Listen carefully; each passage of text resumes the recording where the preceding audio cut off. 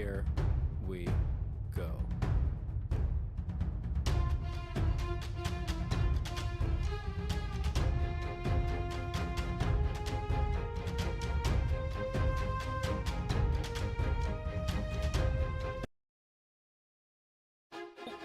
Welcome back, ladies and gentlemen, to another Zagger-tastic stream. It is I, your friend, the one, the only Z, a single Zaggard, and I hope you're all having a wonderful morning, noon, night, evening, whatever time it is for you today. Welcome back to the Dragon's Den, where it is another wonderful Fantasy Fridays. And I hope you're all having a good week and you have a fun weekend planned, or at least a weekend of relaxation. I am so sorry for being late and behind by an hour and a half, not just an hour. I am on some, I'll just tell you guys, it doesn't really matter if you know. I'm on some new medications for my ADHD so I can focus better.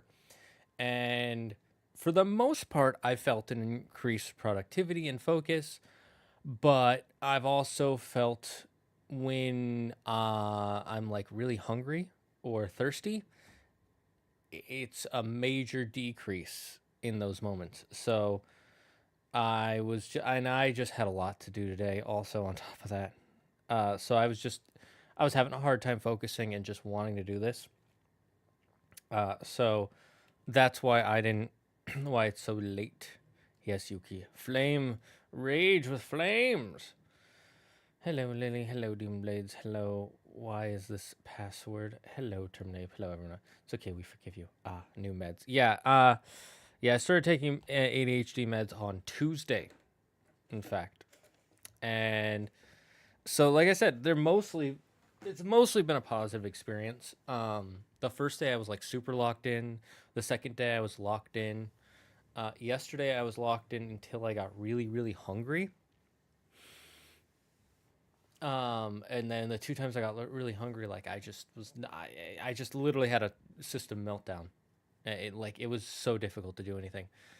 And then today I'm like half locked in, and I'm kind of having, I had a little bit of a system meltdown, but I didn't. I've been getting like a lot more stuff done earlier in the day, so that's the good news.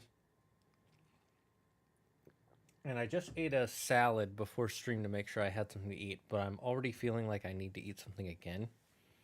So I might have to, I'm gonna 2 more seconds. I'm gonna run into the kitchen and get myself like a protein bar or something, because it's not, I'm not locking in, chat. I am like, whoa. This is not locked in. This is the opposite of locked in. This is locked out. Okay, so we'll be back. Just listen to these chill vibes. It'll take me like 30 seconds.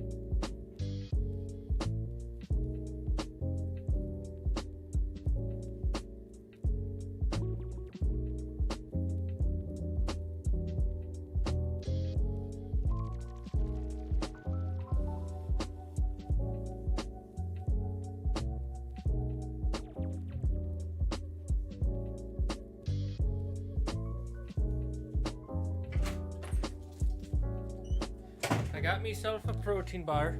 Lock-in, Zag. Remember why you fight. Viva la Dragon's Den.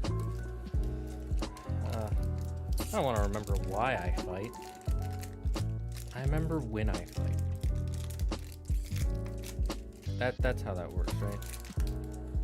Okay, I'm just gonna snack on a protein bar real quick, because it literally feels like I'm about to like Maybe it's just taking a minute for the salad to kind of. I'm just gonna have this.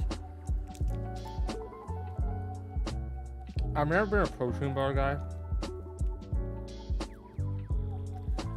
I should probably swallow.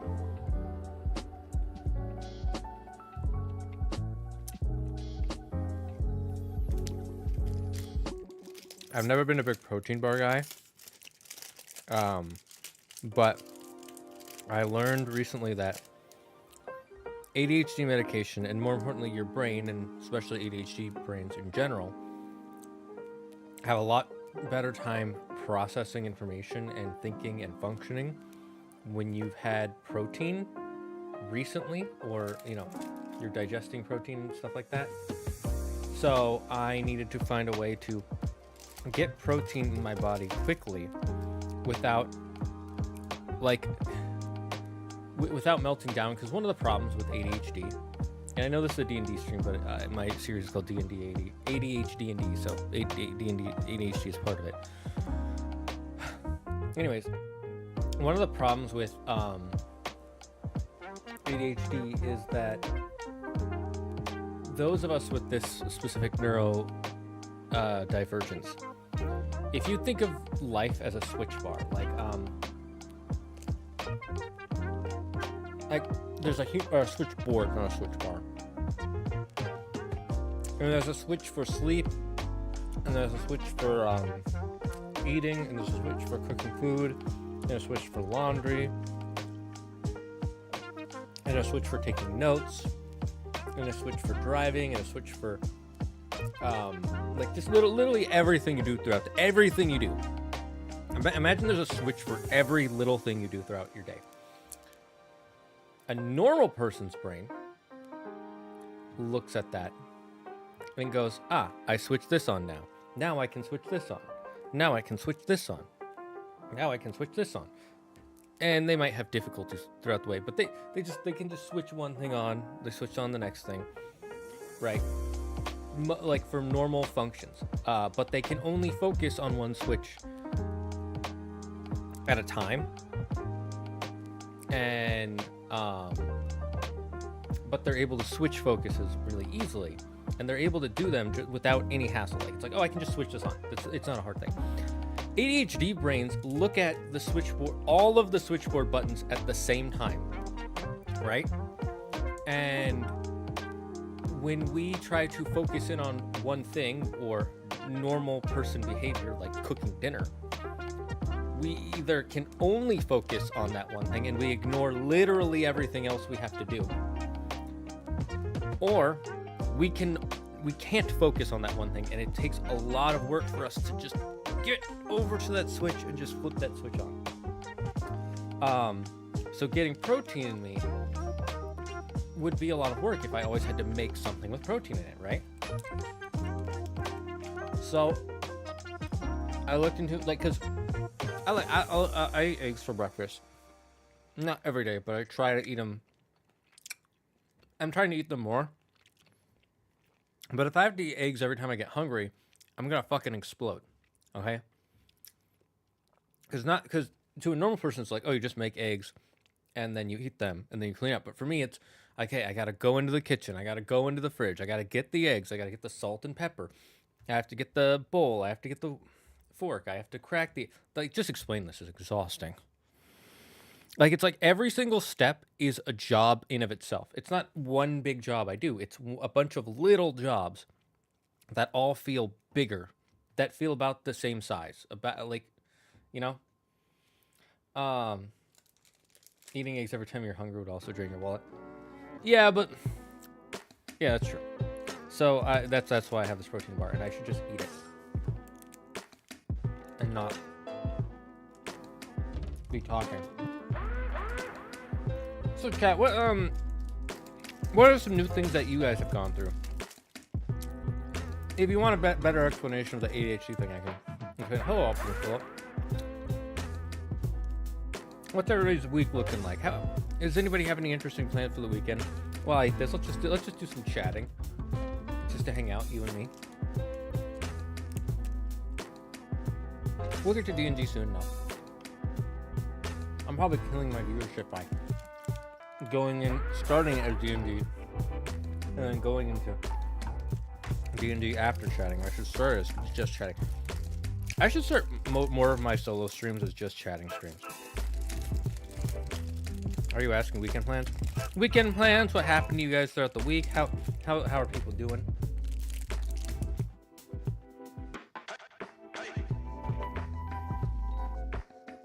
Honestly, eggs sound really good right now.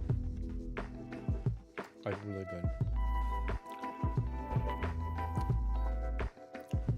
Let me see, how much more would it cost me if I had eggs for every meal? I'm trying to think. So it's like $10 for a carton of eggs.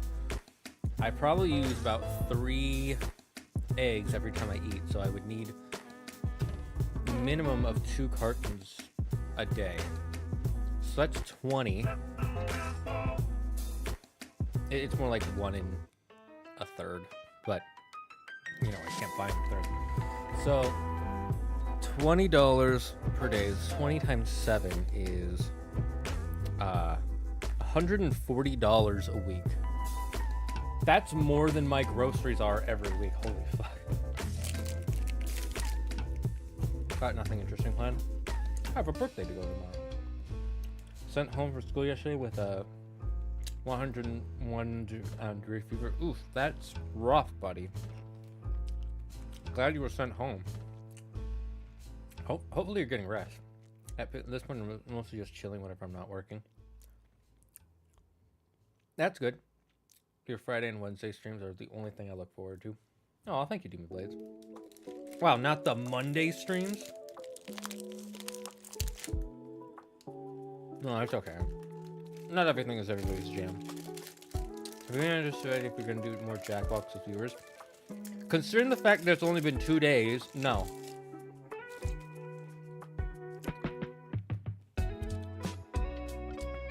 We haven't decided if we're gonna do that yet. We might. I'm definitely doing my usual routine of getting groceries tomorrow. I get mine on Tuesday, so it's like that's the day for me. Tuesday and Thursday is when I do chores.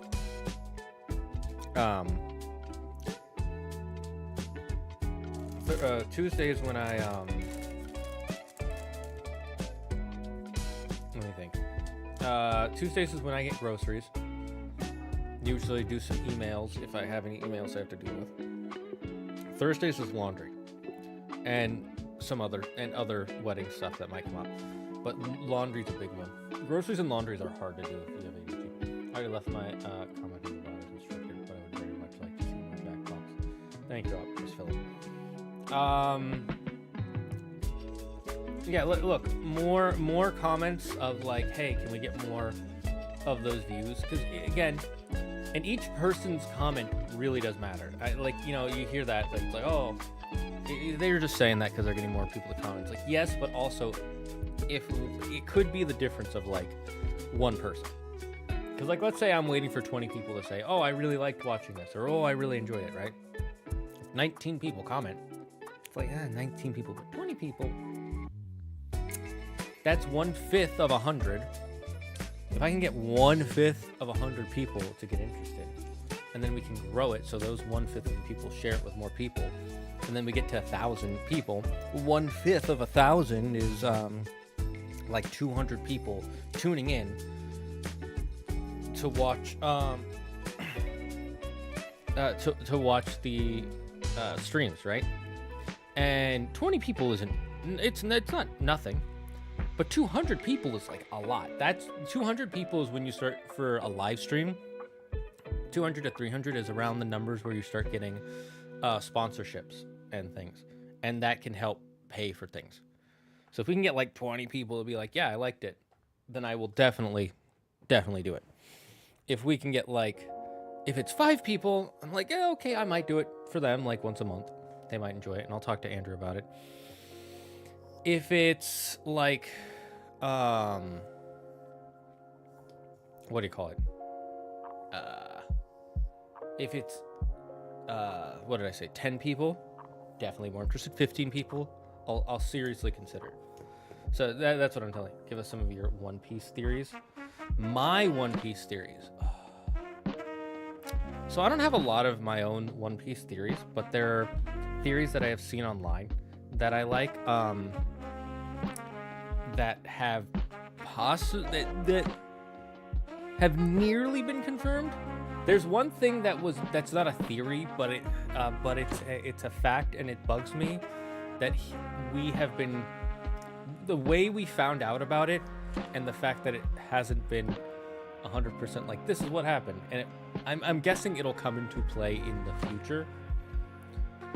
But for now, it's like why it kind of bugs me the way Oda did it is for Egghead. The what's his name?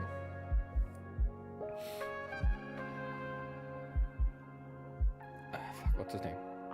For in Egghead, when Luffy was starving and he had gone Gear 5th the first time right after fighting Kizaru, or what's his name?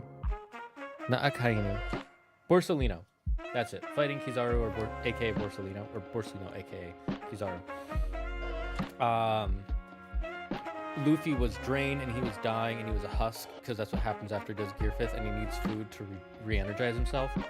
And suddenly he had no food, and then suddenly he had a bunch of food. And somebody asked in an SBS where'd that food come from, and Oda replied with, "Huh, that is weird. Whoever did it had to have been moving at the speed of light. Oh well, guess we'll never know." And it's like obviously that means that Borsalino, there's like a 99% chance Borsalino, aka Kizaru, was the one. He wanted the Straw Hats to escape and wanted Bonnie and Kuma to escape, so he gave Luffy all that food. Why? It bugs me that was revealed in SBS and he didn't like wait till later to have that be a big reveal, or reveal it in the arc, because that means he was willing to reveal it, but he's also being cagey about it. So it's like, it tells me he has something planned, so it's really annoying. So it's like, I don't I like it. What the heck? Tuesdays get discounts at some supermarkets, but those are all in Toronto, which is a bit out of reach. Right, you're in like Ontario or something, right? I beat all 152 Tears of the Kingdom shrines for the second time. I first switched both. Repair the data, so I'll start from scratch and my new one. You know, I'm glad you liked Tears of the Kingdom that much. I liked Tears of the Kingdom just enough to finish the story. And then I've never gone back to it. I thought it was decent.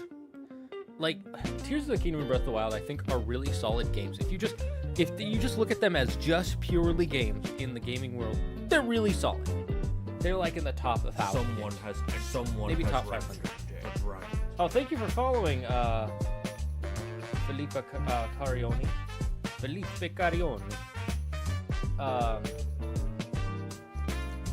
I think they're really great games, and they have a lot of fun mechanics in them and neat world building, or at least it starts with some neat world building. But overall, as like Zelda games, they're kind of low tier for me. Like, they're fun. I don't get the enjoyment out of them that I get out of older Zelda games, like Twilight Princess, Majora's Mask, Ocarina of Time, Wind Waker, even Skyward Sword. I enjoy more, and I've only played Skyward Sword like 3 times, which might sound like, wow, he played it 3 whole times. Like, yeah, but that's kind of low for me. Most Zelda games I've probably played like closer to 10 times that I really like. I even like the DS ones a lot more. I like Phantom Hourglass. I replayed that like 4 or 5 times. And Spirit Tracks I replayed a few times too. So I liked those way more than I liked Breath of the Wild. But either way, I'm glad you were able to do it. So yeah, that's what the first one is, that Borsalino helped. Back to the One Piece thing. It bugs me that he didn't tell us exactly that Borsalino helped. I think Kizaru might go turncoat like Aokiji. Here's my weird theory. I think Aokiji, he definitely has left the Marines. I'm not going to pretend he didn't. But I think he's only joining the Blackbeards, so that way he can eventually take them down from the inside out when the time comes. That's my weird theory. I think he knows something and he wants to try and stop them, but he knows he can't stop them now. So he's gonna wait till they're like weakened or they're right out to do something, and then he's gonna try and like come in and yoink whatever they're trying to do. I found out my local pizza place sold Mexican Coke, so I got a bottle of drink it with my pizza. Not gonna lie, I get the hype. Well, it's not really that there's hype, it's that Mexican Coke uses real cane sugar versus high fructose corn syrup, which is what we use in the US. And high fructose corn syrup and cane sugar are both bad for you in the large amount of quantities you get in soda. But cane sugar is a more natural flavor and less syrupy and makes it more thick. Makes it more of a drink and less of a syrup drink. And 2, it has a lower addictability to it than high fructose corn syrup does. And a higher flavor profile.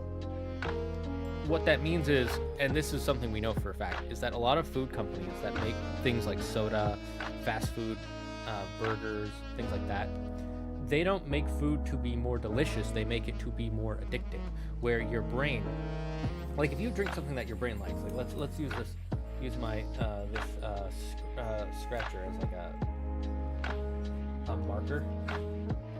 Like the first time you drink something that you really like let's say the first time you ever have root beer, your brain gets dopamine levels to here, right?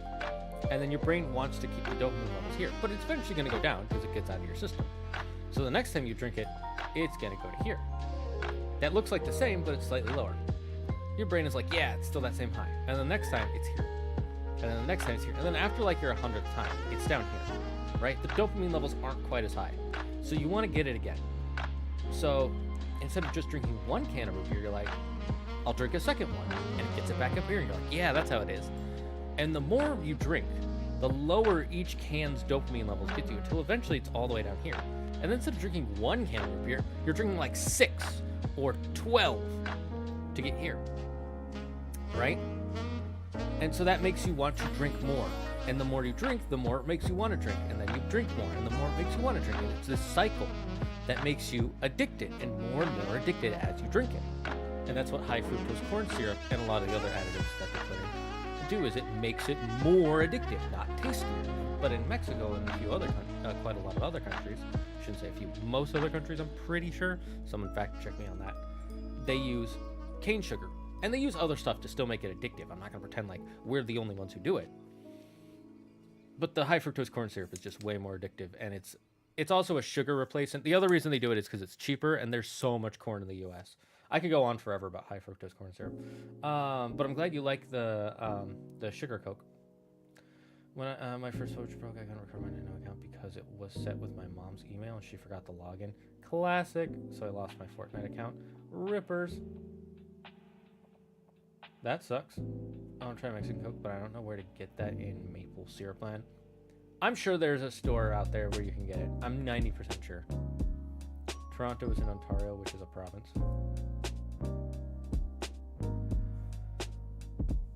Look, I don't know. All I know is America Land. And Japan. I actually know Japan kind of well. But that's because anime world is the most important. Where would we be without anime?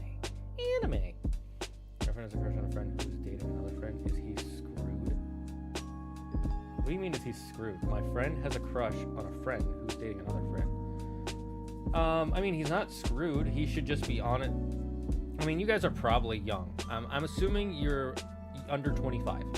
Because after 25, if you have these feelings,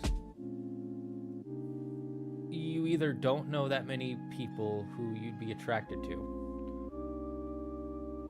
or you're gonna get over it. So here's the thing: the best thing is to talk to each other and kind of move past it. I mean, and having a crush doesn't mean anything. I had so many crushes growing up. Like, having a crush is like eating a bag of chips. Yeah, it's great in the moment, but that's not genuine feelings. That's just attraction. Those aren't genuine feelings of like, oh, I want to spend time. I want to spend my life with this person. You want to spend time with this person because they make you feel good. And that's totally normal. But friends can also make you feel good just spending time with them. You just think it's way more different than it is because it's so unique. I still haven't finished choosing him. I might just end up starting over. I mean, however you want to do it on this film.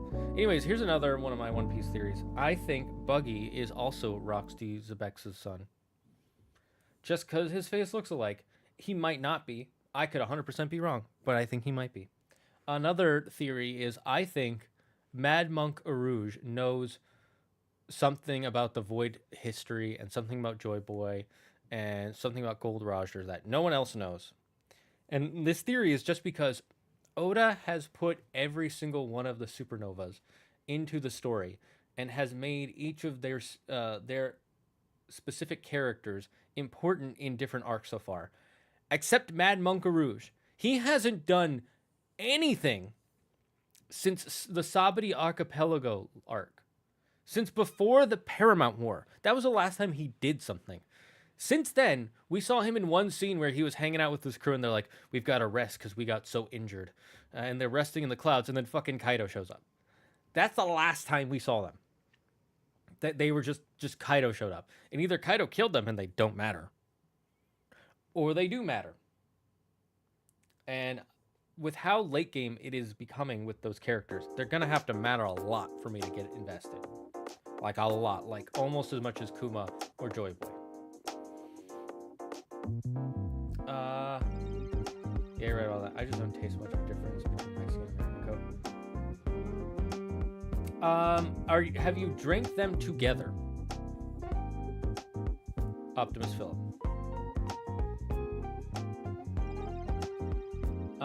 Because it might just be that you think you don't taste a difference because you're so desensitized to sodas and sugars.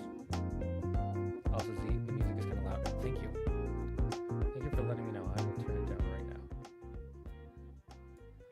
I love your honesty. I would see that Emo was the one who caused the Void Century, and I think Blackbeard might be the descendant of Joy Boy, while Luffy is the actual reincarnation. Well, I don't really think that's much of a that first half isn't a theory. We know Emu was definitely involved in some way or another. Because Emu has been around since the beginning of the founding of the world government, and we know the world government created the is the reason the Void Century exists. So we know Emu was involved in some way. It's less if Emu was involved and how, why, where, and what Emu was involved. Eating bag of chips. I'll tell him that, thanks. Yeah, I mean, look, it's not... I will tell him. It's not gonna go well for him right now. Like, he's gonna think that, like, because when he talks to his friend who's dating that person he has a crush on, or he talks to the friend who he does have a crush on, it's either going to end with him being rejected and being told, hey, don't do that, or she's going to end up wanting to date your friend and break up with your other friend, or she's going to date both of them. In all those scenarios, it's going to suck in the moment. But in all those scenarios, it's also going to be a learning moment for him, where he can learn what kind of person he is, what kind of person his friends are, and what kind of person he wants to be in the future. The longer you stall with that sort of stuff, the more you just stunt your own emotional and mental growth. But that all, like, I can't predict how it's gonna go. I finished season 1 of Korra, just started season 2. Was not expecting season 1 to be so self-contained. Well, yeah, Optimus Philip, that's because when they made season 1, they were told you only get one season. I haven't tasted them together yet. Maybe I should try that. Only if you want to. I will tell you, I hate Coca-Cola and all colas. The darkest soda I like is root beer. Anything darker than root beer tastes nasty to me. But if you really want to try, like, the only true way to tell if you like one thing more than the other, and if you can taste the difference, is to taste them side by side. Because you can tell, like, your brain can tell you, oh, they taste the same, or oh, I can taste the difference. But if you don't actually taste them side by side, you might just be convincing yourself of one thing or another. What was your intro into anime? Mine was Pokemon, but some people will say it doesn't count, so I'll say Dragon Ball Z, then Naruto was the first anime in watch every episode.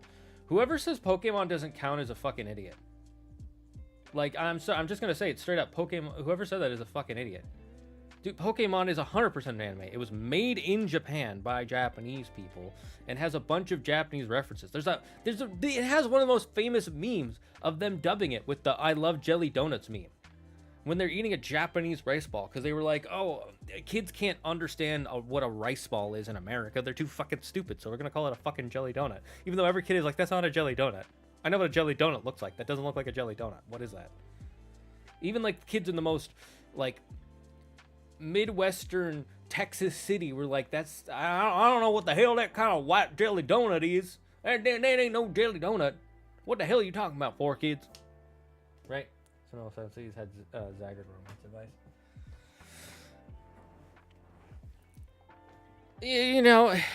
I try. I went through a lot of this stuff too.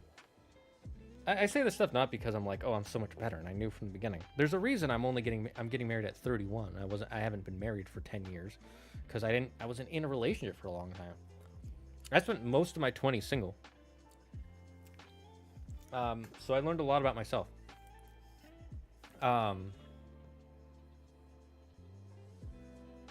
Remember the crusty JPEG sandwich they reached in onigiri with what? I don't know what you're saying. I don't remember what you're talking about, or I know. Anyways, yeah, no, Pokemon 100% counts. My introduction to anime was Japanese. So most weebs like myself, and I'll admit I'm a weeb because I like anime and I like Japan. I'm not a crazy weeb. Like, I can see the problems with Japan. I like Japan for the reason, like, some people like Italy or France or Paris. Well, Paris is France. Or Canada or Mexico or whatever country, right?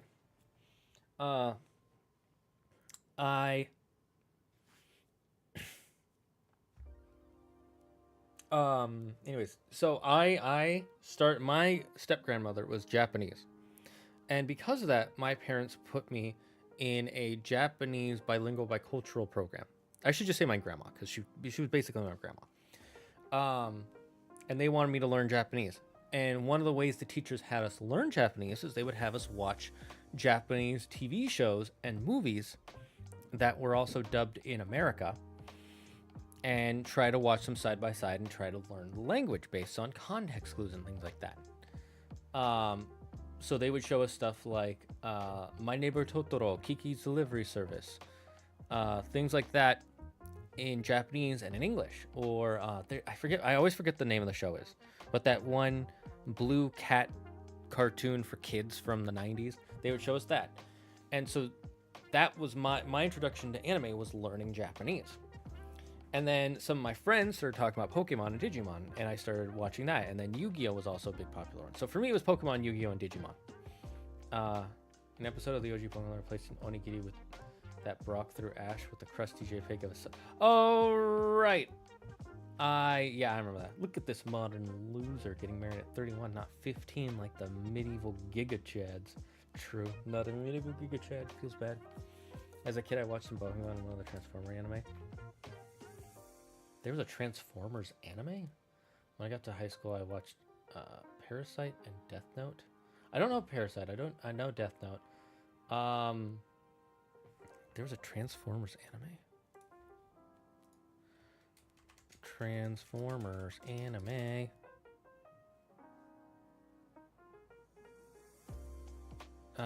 Let's see. Transformers Japanese?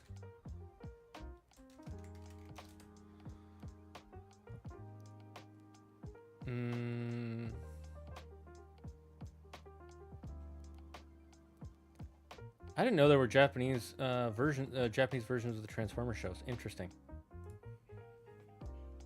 Transformers Cybertron or Galaxy Force in Japan. I didn't know that was a thing. I legit didn't know that was a thing. Because Transformers was an American show, so it's not an anime. So I didn't know they made... I didn't know Japan made their own versions of the Transformers show. It's pretty neat. It's pretty cool. I never really got into Transformers. I got into the movies when they were in theaters. and then I got out of the movies because I realized they were pretty dumb.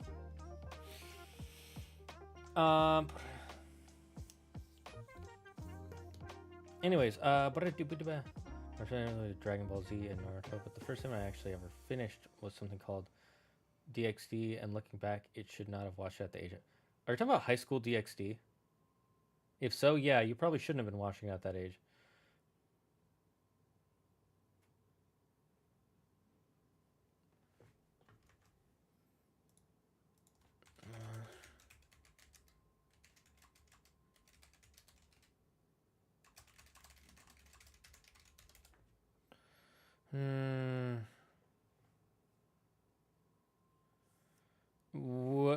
Where are you getting that information from? Because I'm not seeing that anywhere. I cringe when I think of it. Yeah, I've been there. Let's see, who created Transformers?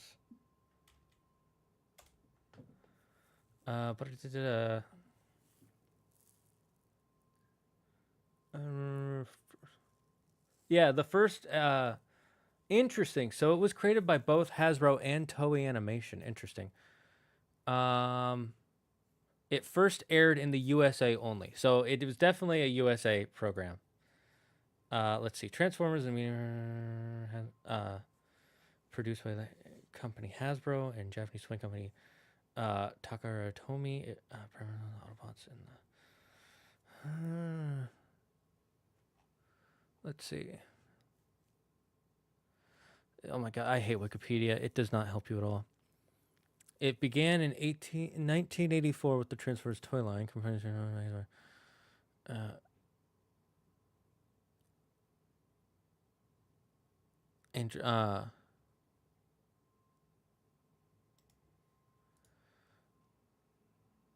Diaclone.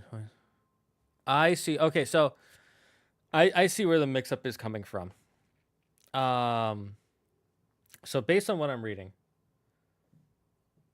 I can vouch for Terminator. I mean, I don't really know if that just because two of you guys in my chat say it's true doesn't make it true. I'm just gonna say that now.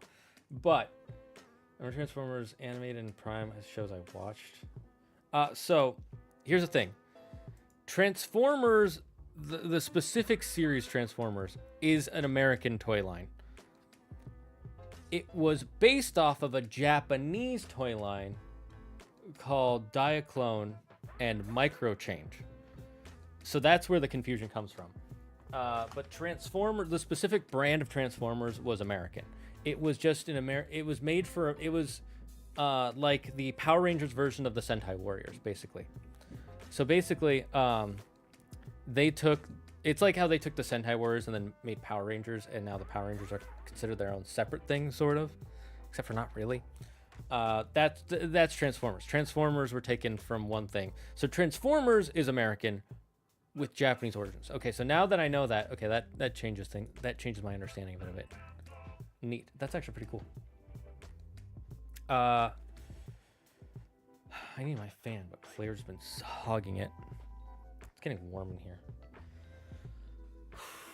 Okay, let's move on to... Oh, here are two theories that I don't... Here's one theory I prescribe to and one theory I don't prescribe to. Really quick. One is for One Piece. One is that Crocodile... I'm pretty sure Crocodile was a woman at one point. Unsure why he wanted to become a man, but he was a woman at one point. And two is that Emu is a man, not a woman. I know a lot of people say Emu is a woman. I don't remember where that theory comes from. I remember hearing it. I'm like, oh, I guess that would make sense. But based on how the Japanese language works, whenever people refer to Emu in Japanese, they refer to him as Mu, which is a very specific honorific only used for men. Therefore, Emu is almost definitely a man.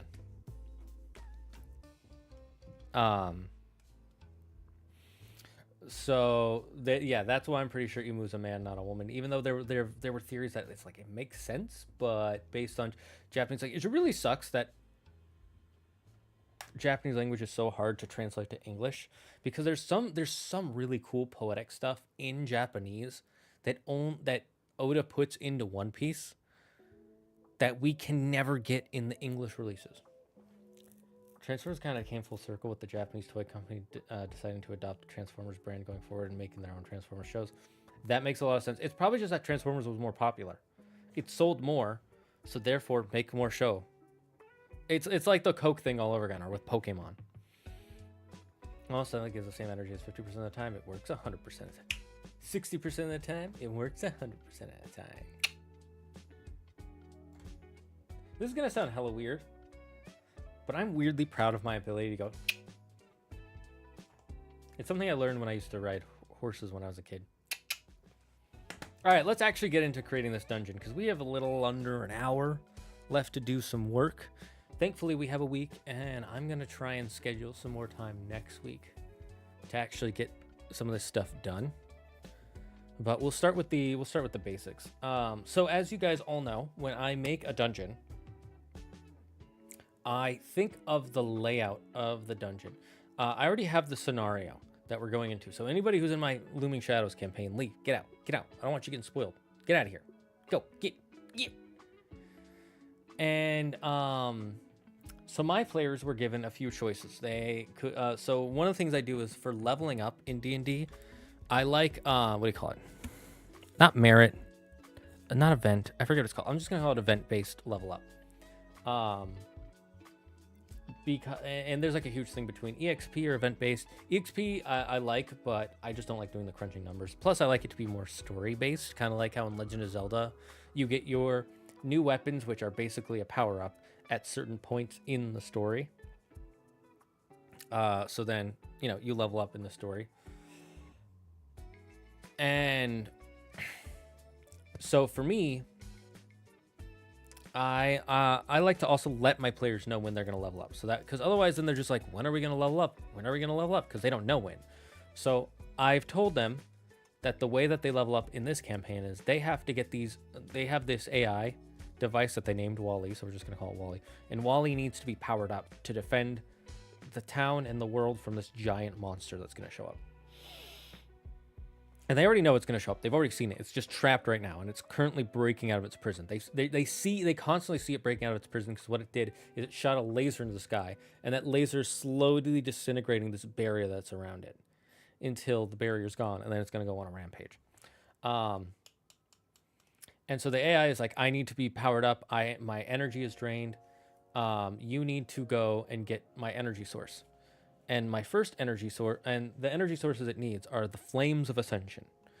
And that's what I told my players. To level up in this campaign, you need to get a Flame of Ascension and bring it back, and then Wally will power you up. I have to burp. Excuse me.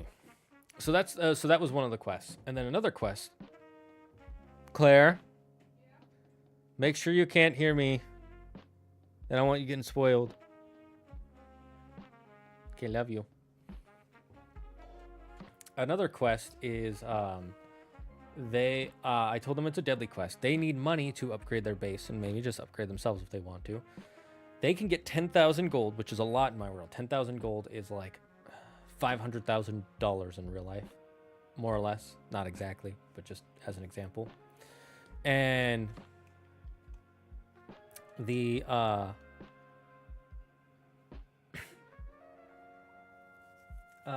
was I gonna say?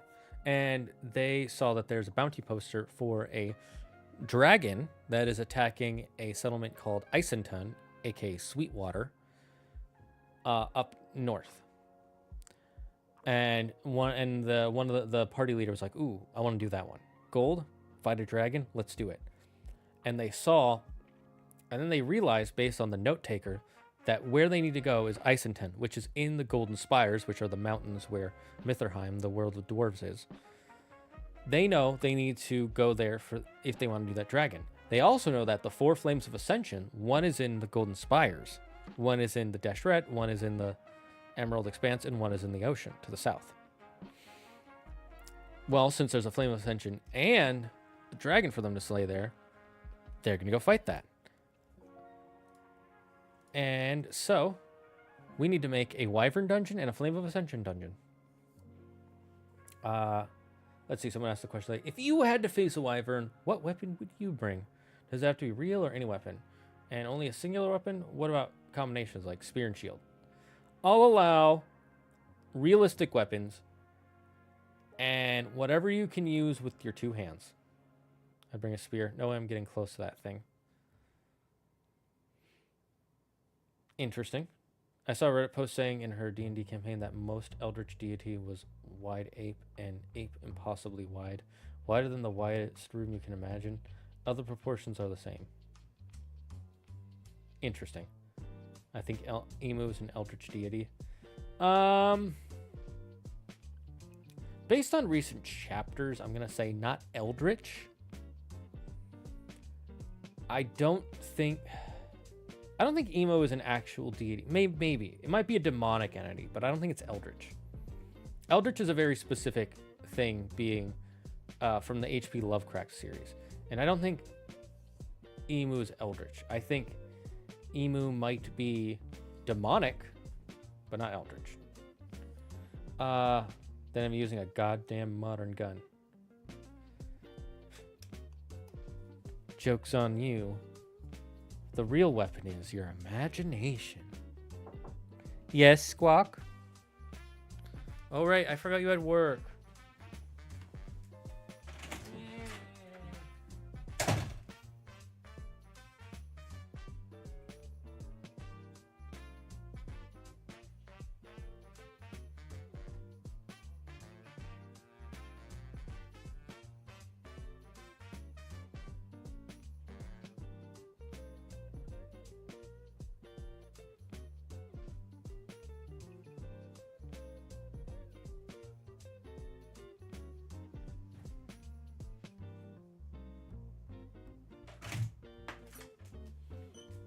Had to say goodbye to Claire.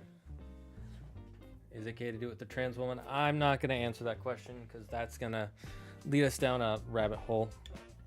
I'm going to, whatever you want to believe. That's going to start a fight, and I don't want to start a fight.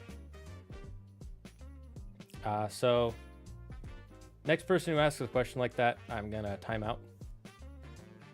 Just letting you guys know now. That's too political.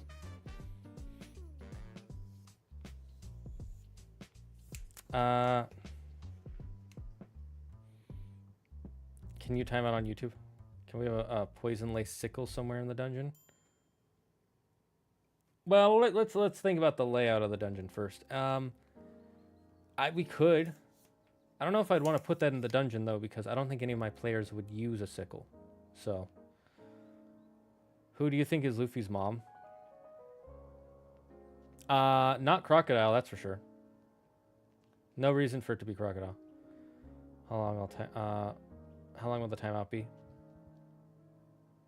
Probably just a minute. I'd start it at a minute, but then if you keep going, I'd go to 10 minutes, and then if you keep going, I'd just ban you.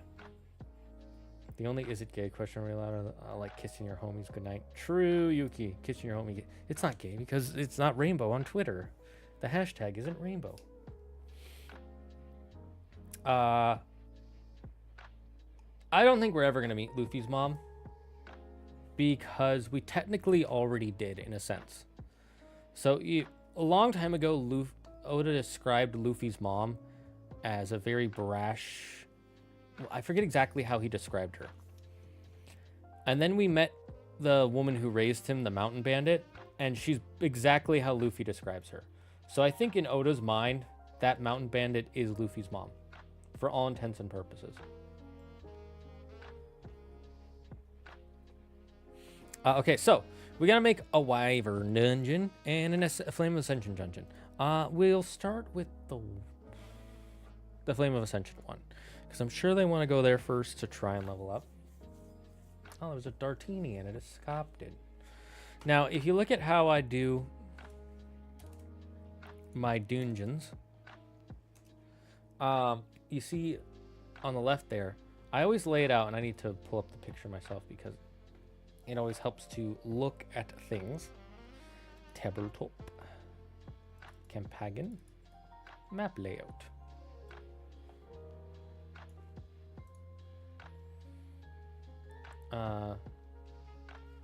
Is it gay to gunshot echoes from blood splattering and body hitting pavement? Lol. Omega lol.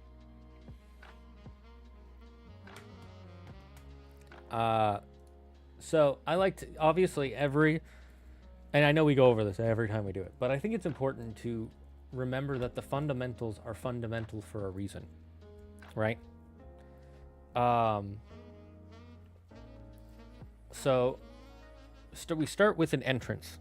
There's got to be an entrance somewhere. So how are we going to allow them to enter into this Flame of Ascension dungeon? And it's going to be in the cave network. And there will be a giant door. Okay, so room 1. Entrance. Giant stone door. And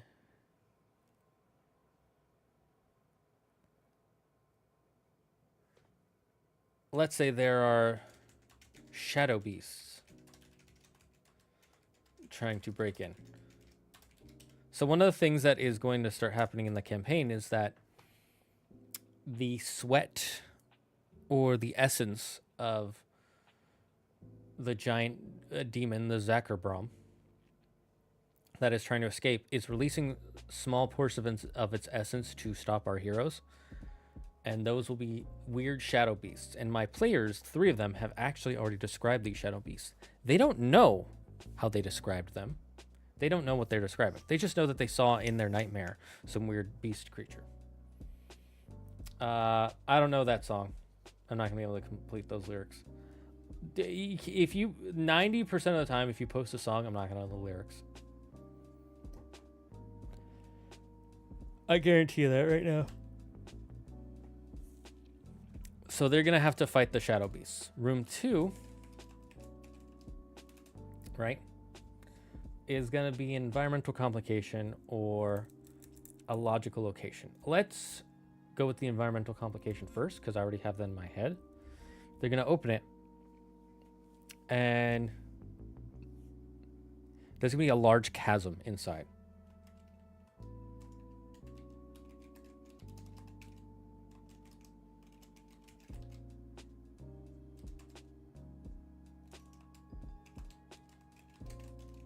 Large chasm that they have to find a way across. I misspelled chasm. I can do a little dance. I won't do a little dance. I gotta do this. We gotta work on this, guys.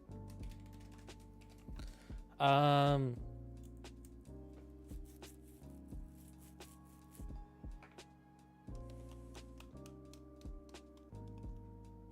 Tarrasque has spikes on its back. The only reason things have those is to avoid being eaten. What the hell is the Tarrasque afraid of? That's not necessarily true. That's why things in our world have spikes on their back. That's not necessarily why things in a fantasy world have spikes on their back. The reason things in a fantasy world have spikes on their back is because spikes look cool. And the gods were like, give it spikes. It'll be cool.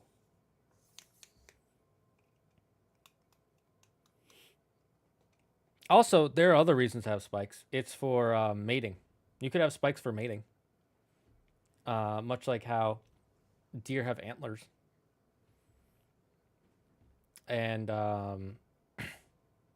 there are some species of, I forget if it's toads or lizards that have horns to increase their mating. Spikes on limbs and tails can be used as weapons. That's also true. They could be used as weapons. Could be as a weapon. It could have been a mating thing. It's not necessarily for defense. Oh, no, a good example is the Stegosaurus. Its legs, or not the Ankylosaurus, and those are also for combat.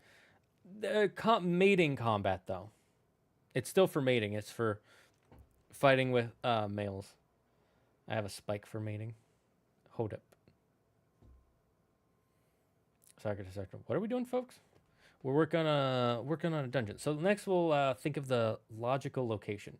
So if this is an ancient cave with ancient powers, right? What can you think of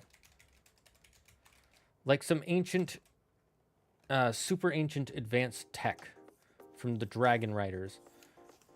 What kind of logical location would they have for keeping a flame, a magical flame of ascension alive? Probably a giant furnace.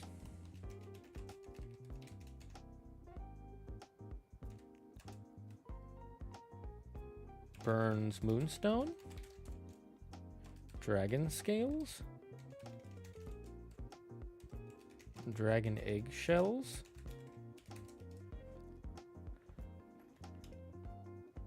Reminds me of an episode of Futurama where it's revealed that Lair's horns are actually his testicles.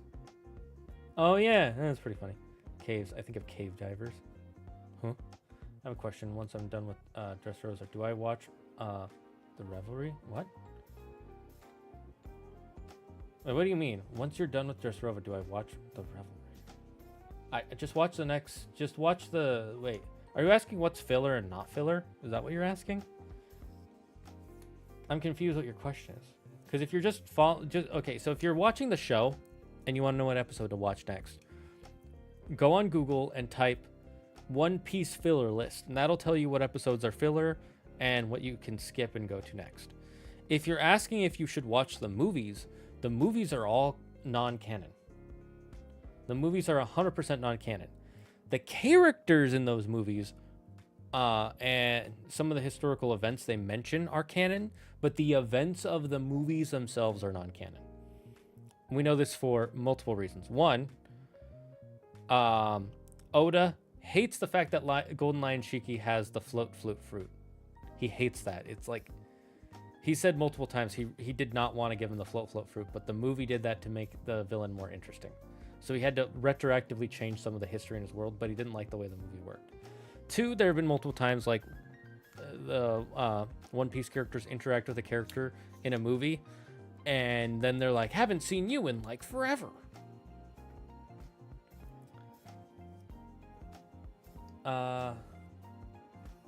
There's location per se, but narrow passageway makes sense for a cave.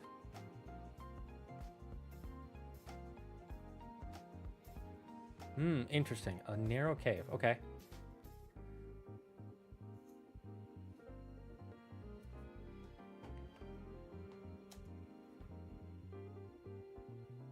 Let's say a diving cave. A cave with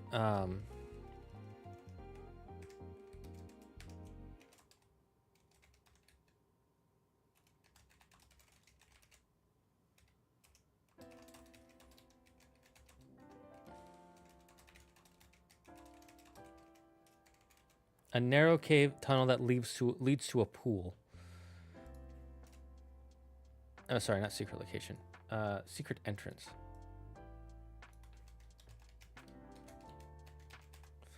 A narrow tunnel that leads to a pool, right?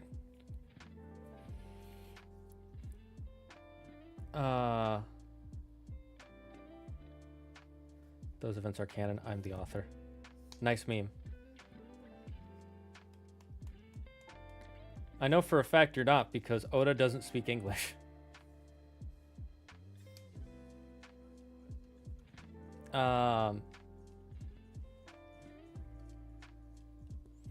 You can have wide corridors as well, but if they're wide, it would be cool to have relatively tall ceilings that contain stalactites. Okay, well, I'll write that down. Let me write that down. Wide corridors with stalactites.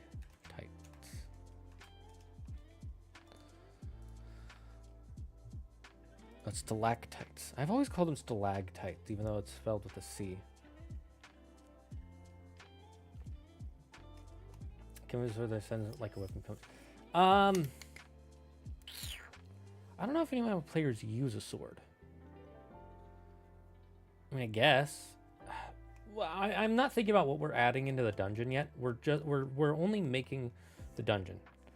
So I don't want to add any magic items yet. That's probably because they're also stalagmites. Yeah, that's probably it. I find it funny when people don't know the difference of stalactites and stalagmites, and they argue like so angrily about which is which. It's hilarious to me.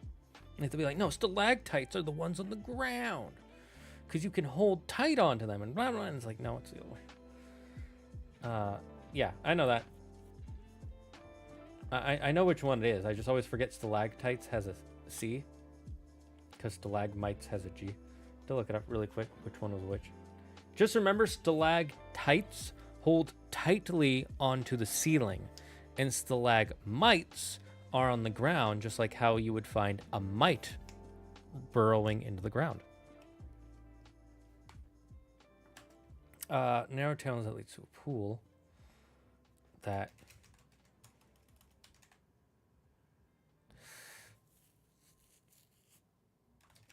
the players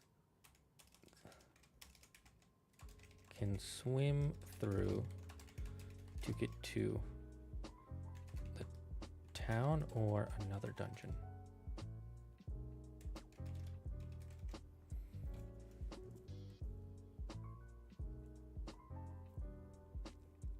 Actually, you know, that would be cool. And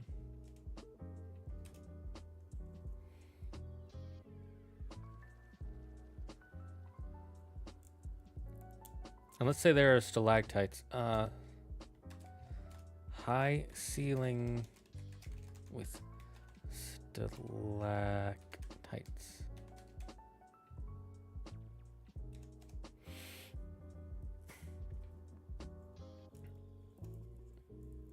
I was thinking that stalactite has a T in it for top, while stalagmite has a G in it for ground. I mean, that also works. That contains an ancient automaton that can either be helpful or an enemy due to how you treat it, like giving it offerings or attacking it. Oh, of course we're going to have that because there's always the alternate threat or ally.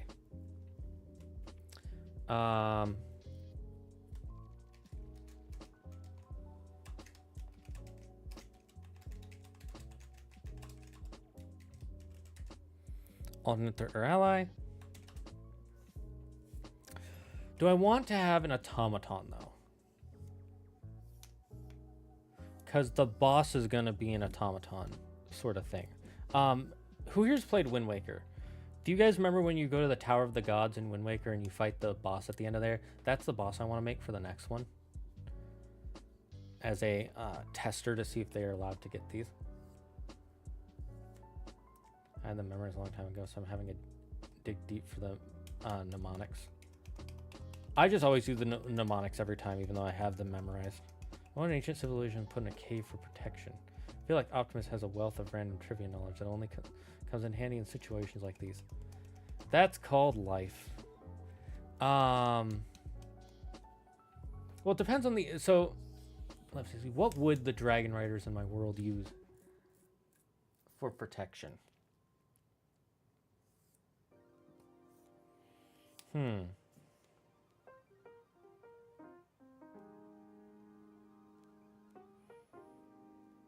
Smaller, weaker automaton as your friend? That's exactly the way my brain works. Lol. Could be, could be.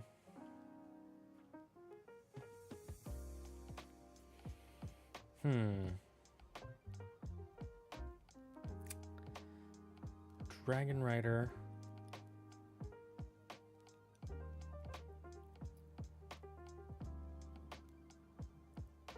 You know what? I'm not going to have it be a robot.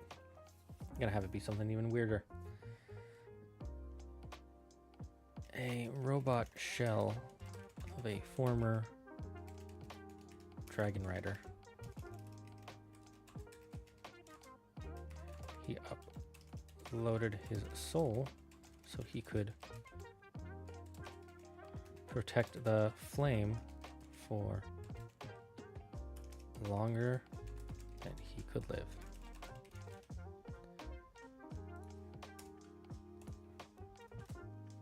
After his dragon died.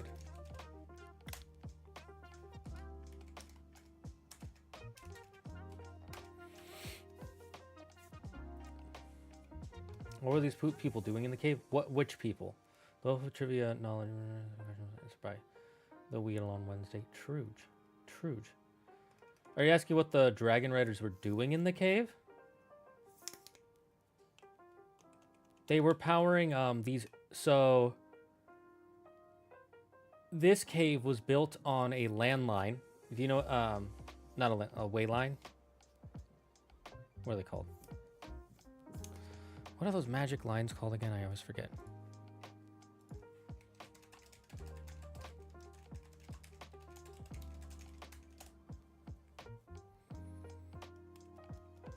Ley line, that's it. Ley lines. So they built it on the ley lines. And they set up a power source for their Eldunari and for their defense mechanisms. But no one has found them in over 500 years, so they don't know what they're for anymore. Some people try to break into them because they see big door and think treasure. Yeah, Napoleon was actually fairly normal height for his time. People got his height wrong because the French foot was slightly longer than the English foot. Yes, I did know that. Because their measurements for feet were not standardized yet. I have a question. Do you make an evil character likable in my story? My MC is very evil in the start, but as the story progresses, he becomes more in touch with his humanity and starts feeling guilty. Depends on the story and the character.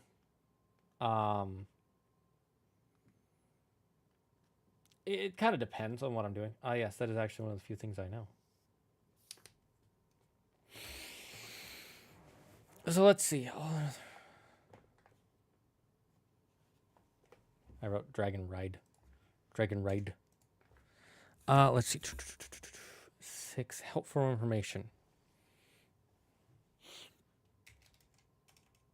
Ancient library with what are they called? Would the word degrading work? Like, I'm thinking books that have been gone for so long. Or that have been sitting in this cave for so long, some of them are just going to turn to dust or fall apart, or you can only get like 1 page or 2 that actually survives. Would degrading work?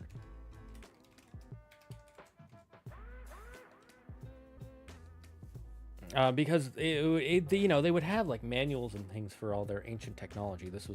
It was a sort of writer's base, you know, a base of operations. Room 7. This is going to be another. I'm going to give it a 3rd entrance.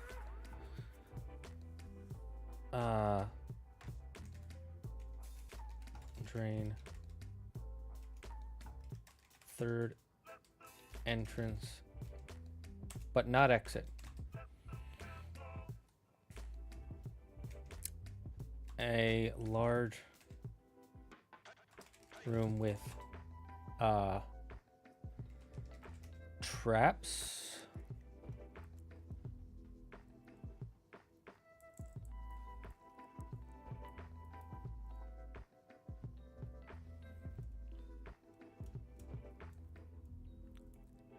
Let's see. A walkway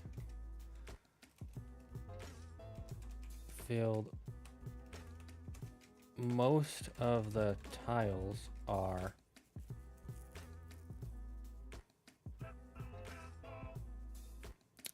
collapsible or pressure plates.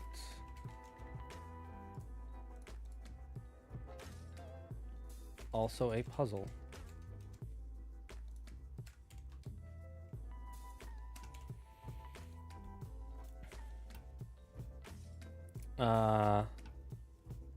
Behind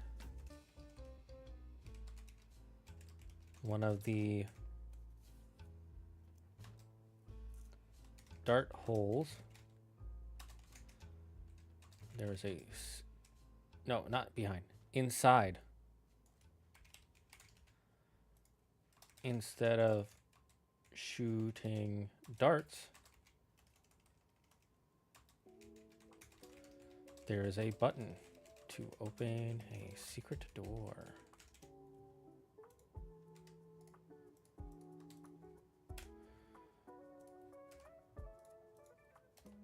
Room 8. Boss and reward. Giant robot guardian. 2 hands and a head. Each one. Heart gets a turn and has a special charge up ability.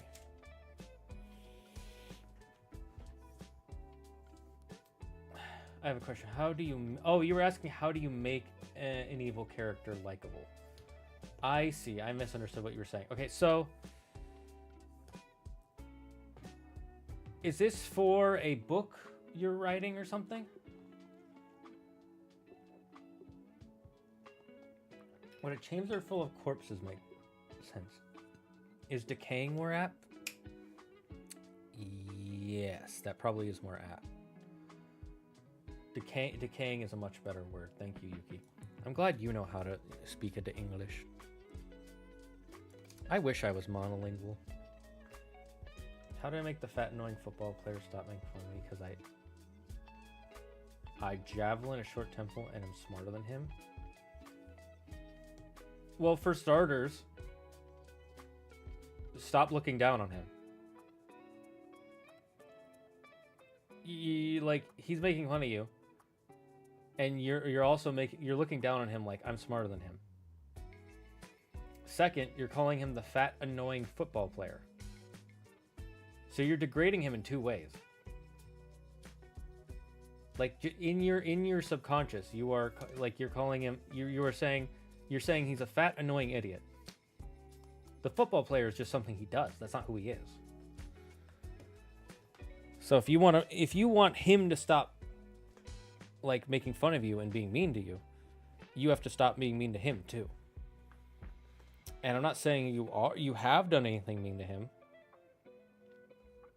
but he can probably pick up on other people calling him fat or annoying or stupid.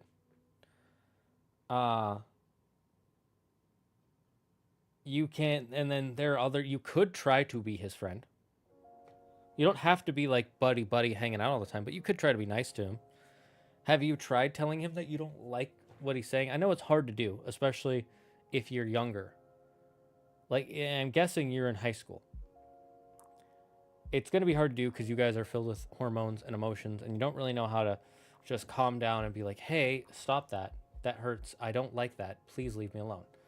And he's not necessarily going to listen, but if he doesn't, then the best thing to do is talk to a teacher and be like, I don't like that he said this about me. So, and he might call you a narc. They might try to beat you up. If they do, then you've got to physically defend yourself. So the first step is, I guess, stop making fun of him. Stop looking down on him in your head. Second, take some self-defense classes. Learn to fight. Learn to box. Take judo or jujitsu or something. And then when he tries to hurt you, you fight back. But you got to build your body up first. You have to make yourself physically capable to defend yourself before you fight back. It's more so animated series like Castlevania. What's more so? You're writing an animated series. Is that what you're telling me? You're writing your own animated series and you're going to make it an evil character, but you want to make them likable. Okay, likable how? Also, how evil is this character? Like, do they just is the worst thing they do is kick puppies? Are they just mean to people? Are they snarky? Are they like murdering people? Are they imprisoning people unjustly? Is it like a Mr. Krabs situation where he's super greedy? Like, how are they evil? Because that changes how you have to make them likable.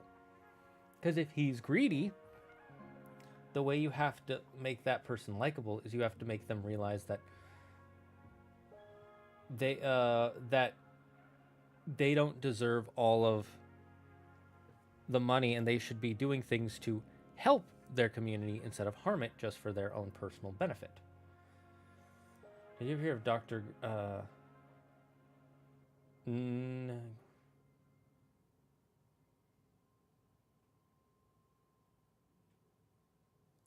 I have no idea who that is. I am fortunately not monolingual. Assert dominance, start dating his parents.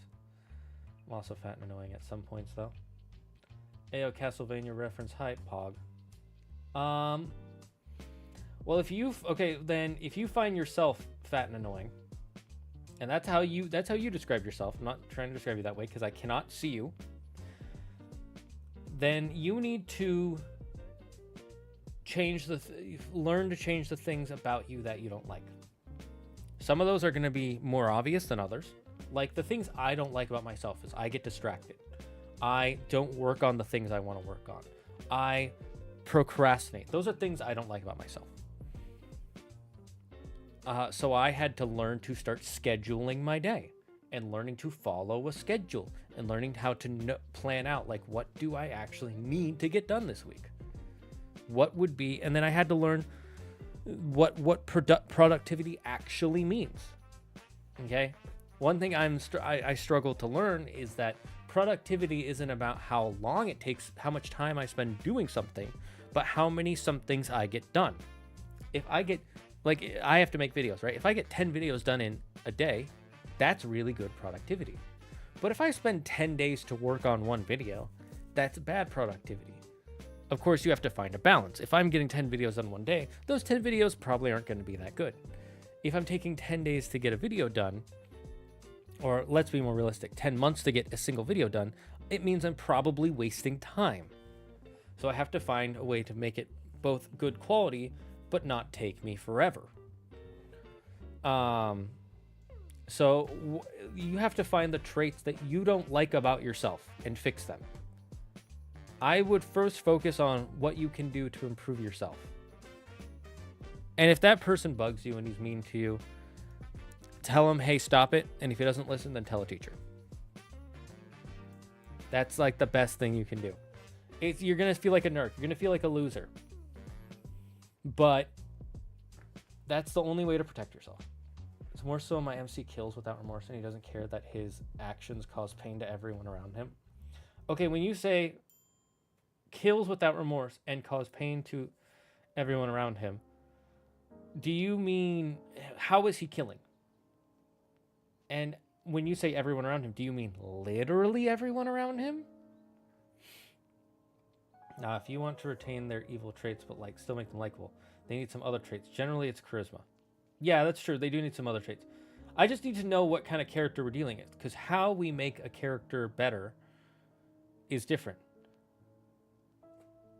Because, like, for instance, here Sherlock Holmes is a likable character. Why? Is it because he's funny? No. Is it because he's kind? No. Is it because you're just rooting for the little guy? No. He's entertaining, and we like him because he's a freaking genius. He can see things that he can understand the world in ways we don't understand. He has a genius memory. That's what we like about him. But he's also drug addicted. He's a loner.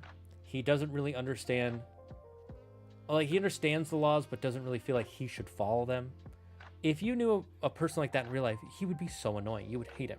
But we like him in TV because he's fictional.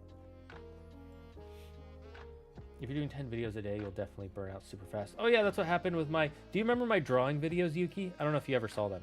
But I have a bunch of drawing videos on my TikTok that I used to do. And I did them for like 6 months, and then I just stopped. Because I burned out so hard. Like, I literally felt my soul burn out. I guess you're right, but like, my annoying personality isn't really something I can change because that's what I've been trying to do for years, and I'm still a short-tempered nerd who talks too much. That's not true. Terminape, I'm going to tell you right now, that is not true. You can always change. How you change is gonna be different, and it's how do I explain this? I used to be a really annoying nerd. I was the annoying kid growing up. Everybody thought I was annoying. I had a hard time making friends. I felt very lonely. I felt like an isolated loner a lot of the time. I also was annoying. I didn't start growing and changing until I started understanding and accepting why other people find I'm annoying. Right? And that was only the start. That was in middle school and high school for me. In college, I was able to relax a lot more because it felt more like other people. Things mellowed out after high school. I will tell you that. A lot of what you're going through right now, I'm going to tell you, is partially hormones, and partially you just don't know enough about who you are yet. You're still learning who you are. I'm just going to guess that you're in high school. I'm going to assume you are. And don't tell me your age. Don't tell me if you're in high school. I'm just going to guess you are. You probably have a lot of hormones running through you, and you don't even realize it. When you get to the age of 20, 25, you're going to feel in your brain that something is different. And then you're going to feel different. And you're going to look back and be like, whoa, that time sucked. I had no wonder like everything felt so horrible. I had all these chemicals in my brain and in my body and I didn't know who I was yet. Like, you might think you know who you are, but you really don't. You don't, like, even I don't fully know who I am yet. I'm still learning about who I am because I'm constantly a different person every single day, every single month, every single year. We're always changing. But I know who I'm trying to be. I know what I'm aiming for, right? Like, I'm aiming to have a bigger social media presence and be bigger on YouTube and Twitch and things like that, and be an online entertainer. That's what I'm aiming to be. And I know the steps I need to take there.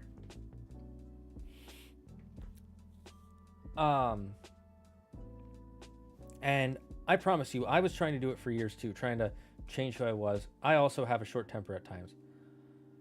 I can't tell you how to fix those things and how to change them.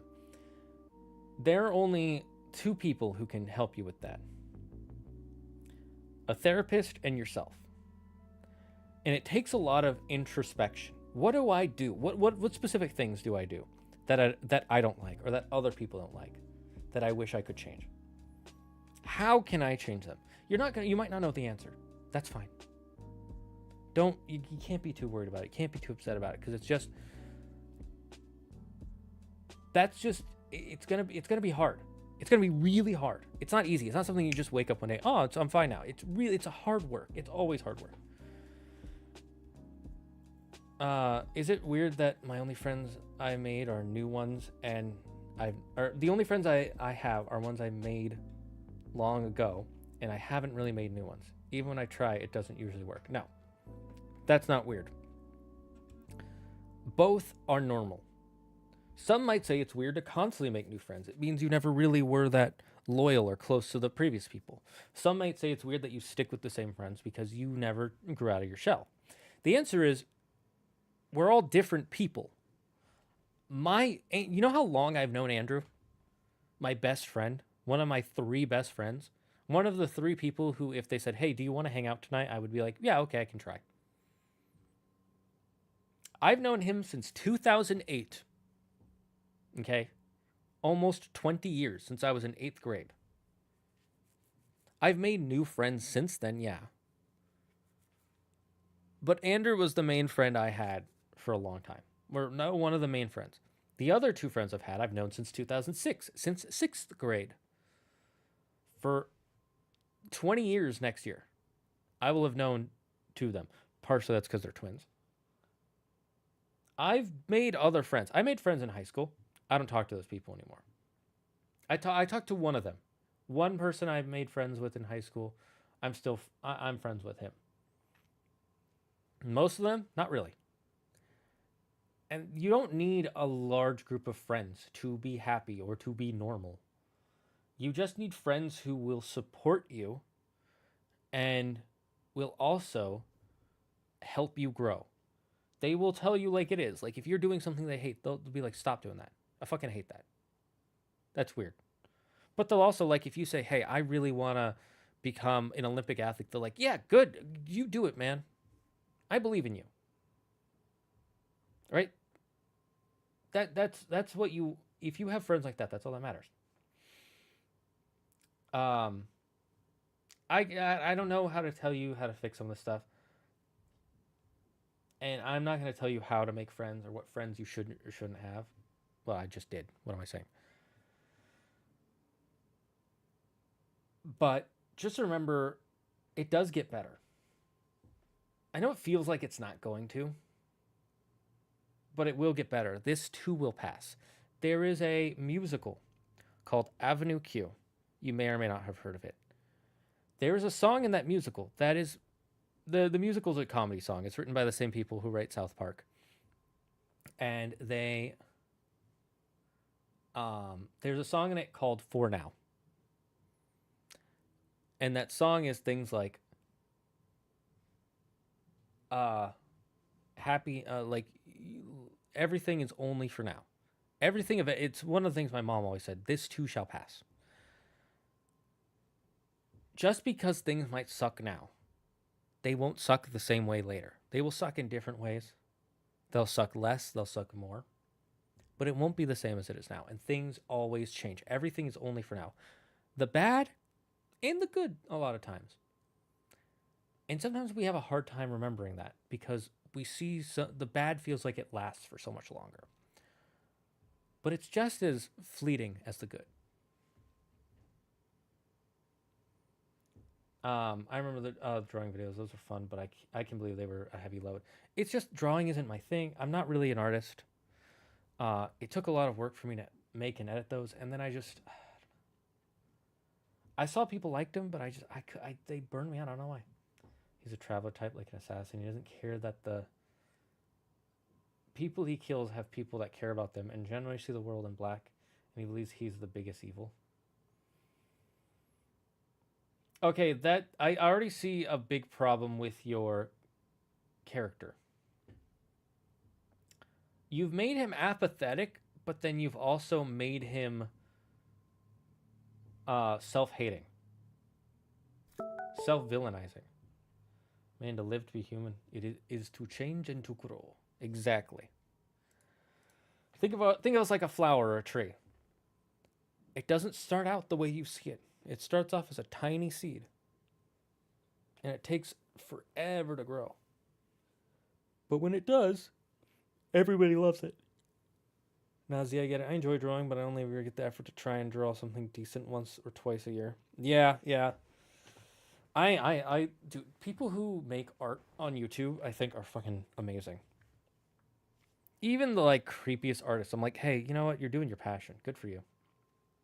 That being said, I don't like those people because I think the art they make is disgusting. But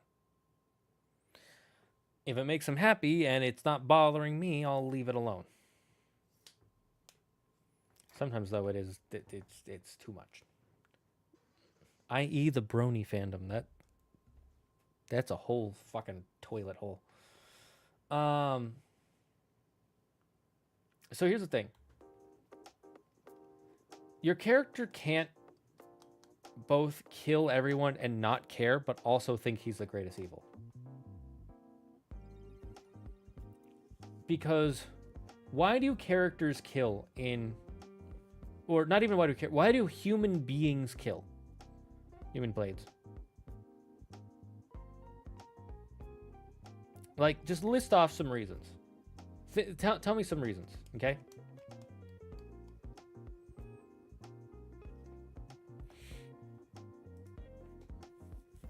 All right, so we got the Flame of Ascension room done. I think that's a good one. Now, let's make the Wyvern dungeon real quick before we end. Room 1. Room 1, entrance. I have to end very soon. I'm going to put on a timer for no more than 30 minutes. 30-minute timer. And when that goes off, we're ending stream. Entrance.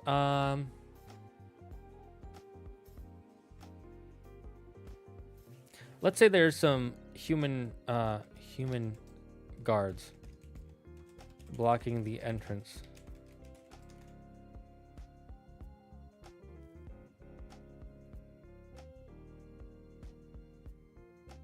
Or a new cult. Human cultists blocking the entrance. Killing anyone who enters. Room 2, right? Environmental confirmation.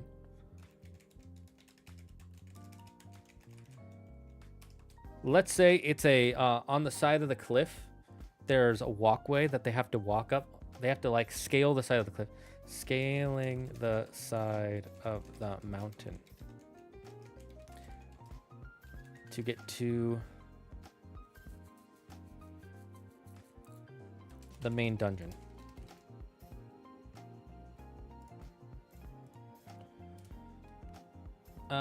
Three.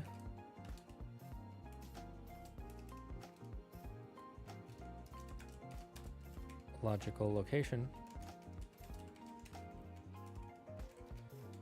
What would we find in a cave system where a wyvern is living? Let's say, and they're cultists, right? Love, jealousy, wealth, status, just to think of some. Right.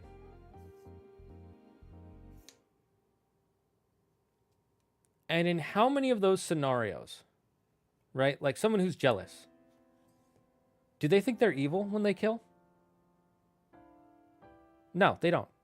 They think, I deserve what that person has. And the only way to get what I deserve is to kill them.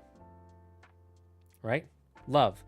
I must kill for the person I love. It is the only way to help the person I love. They don't think they're evil. They think they're helping. Wealth. I need money. I deserve this money. The money is important. I'm going to kill for the money. Status. I want to be the greatest fighter in the arena. I need to be the greatest fighter in the arena. I'm going to kill that person and become the greatest fighter in the arena. None of those people are evil, or at least they don't believe themselves to be evil. That's the first thing. If you want your character to be likable, right? You can't just make them believe they are the biggest evil, but also be committing evil acts.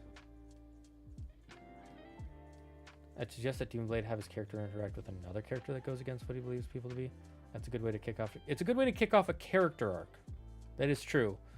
But fundamentally, you have to have who your character is first. I highly, highly, highly, highly recommend, if you haven't, read the story. The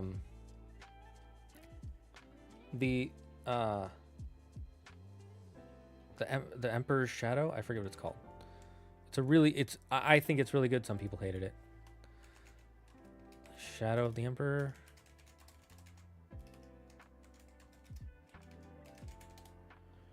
What is it called?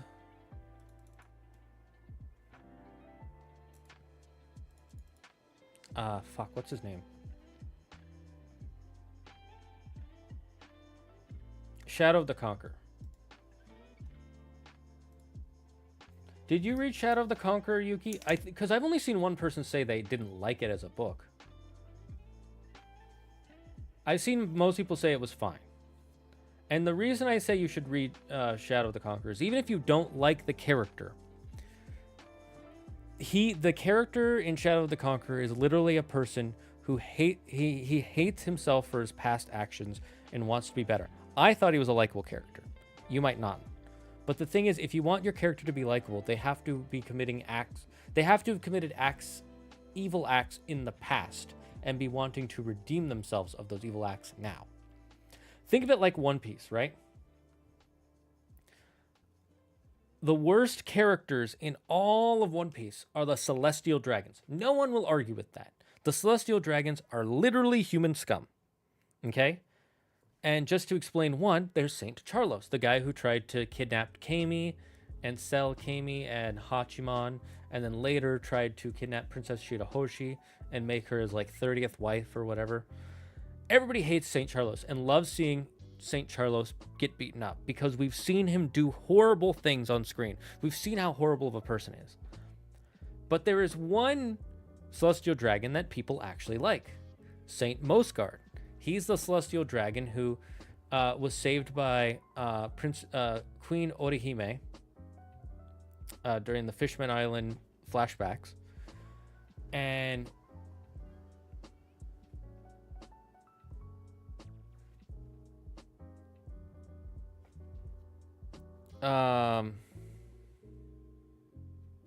sorry.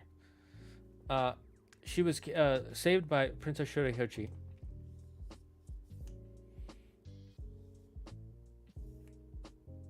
Princess Shirahoshi, or Queen Orihime, and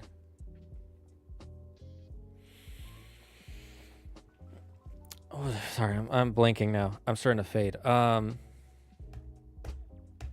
He saved Queen Orihime, and he's the one who wanted to help the fishmen become their own nation and not be stuck underwater. And he also saved Princess Shirahoshi from being kidnapped by St. Charlos. We like Mosgard. We hate St. Charlos as viewers. The thing is, all the things St. Charlos has done, St. Mosgard used to do in the story before we met him. Before we met him, he did all the same stuff St. Charlos did. The only difference is we didn't see it on screen. That's the only difference between the two characters. Not the only difference. That's the major difference between the two characters. That and Mosgard is a good person now. They've done the exact same horrible stuff. He was a celestial dragon through and through until he wasn't. But we never saw his celestial dragon stuff. So if you want to make a character that feels guilty about what he does, has done bad things, and becomes likable, the bad things he does needs to be in the past before the story started. They need to be part of his backstory, not part of the main story.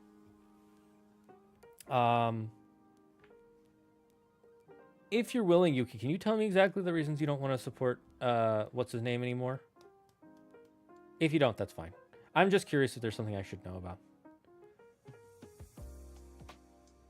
Are the Wyverns free to roam the dungeon, or are they locked to a particular area? You know, I think I should make the Wyvern, and it's a singular Wyvern.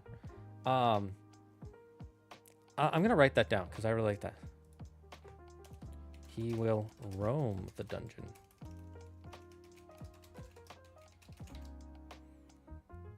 But mostly be inside his main room. We'll decide which ones he roams to later. And Wyverns don't hoard like proper dragons. No, they don't. Dragons hoard for different reasons, depending on the DM. My dragons in my world hoard mainly because they like the specific things they're hoarding, or there's a magical essence to what they hoard. That can help make them more powerful, or they can use things in their nesting, which helps their eggs grow. Wyverns, however, are a lot more bestial. They just eat. They eat and they mate, and they eat and they mate, and they eat and they mate. Ooh, I remember one of the things I was going to add in is this is also... The Wyvern actually wasn't here originally. The Wyvern is an invasive species. It used to be a... this used to be a roc's nest. So we will find... so what would we find in an area around a rock? A rock is a giant type of bird, by the way, spelled R-O-C. I don't really agree with his little stances and behavior. That's fair, Yuki. I'm glad you told me without being very specific. It was very broad. Anything in his behavior specific that you'd like to talk about? If not, it's fine. I read his book before I learned about all the stuff that came out that people didn't like. I still like the book. And in this specific instance, it is the best way I can explain this specific type of character that Demon Blades wants to write. Or not Demon Blades. Yeah, Demon Blades. Just because it's literally the character he is writing is the character in this book.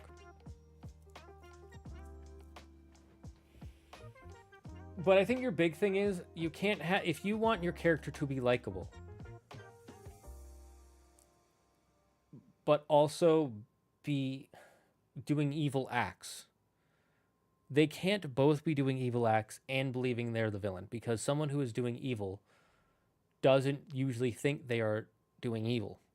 That's why most people who do evil are evil. Unless you're trying to write a sociopath or a psychopath of some kind. Someone who doesn't have any morals, in which case they don't think they're doing evil because they don't know what evil is. I see my additional data that he does bad things because it's him trying to cope with his own trauma and doesn't want to start to change until he meets the POV character. I see. Okay. Okay, that makes more sense. Now you're talking about a traumatic character, not an evil character. Okay, first,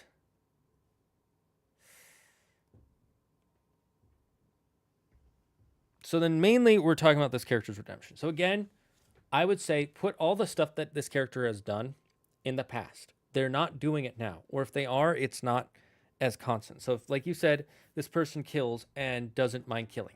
Well, let's say before, like he's killed, like he killed a whole village before, right? In his past, he killed a whole village.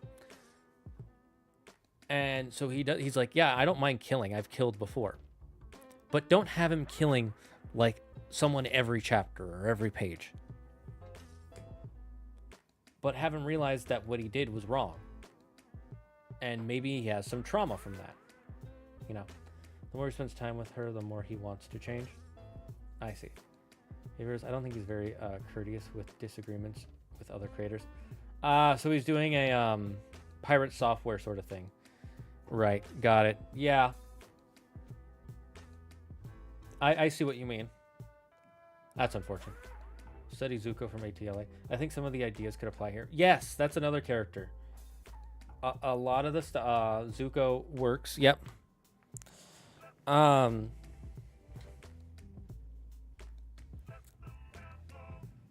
I think I know what you're trying to do, but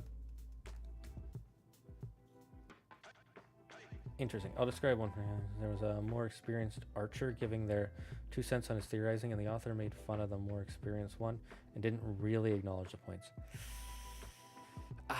Yeah,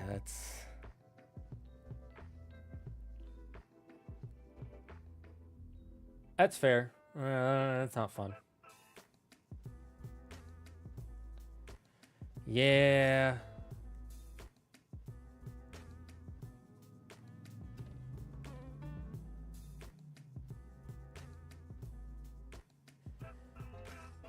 It sounds like he's going through egotistical smart syndrome. We're egotistical smart syndrome. That's just what I'm calling it. It's not an actual wording for it. It's a thing that smart people do.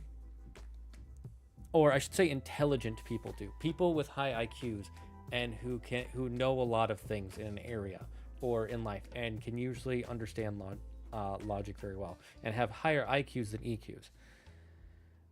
When they do something wrong, if they don't see it as wrong, they can rationalize why other people are wrong, not them. It's a very common thing you see with people who have very high IQs.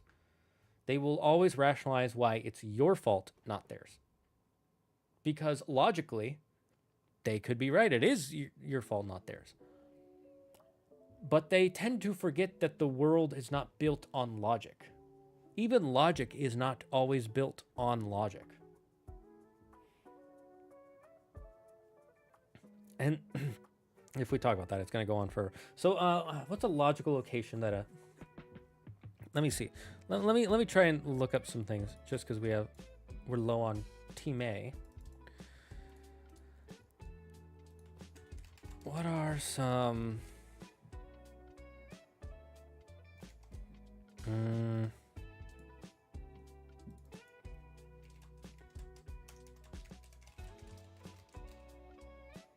A Wyvern litter box, lol.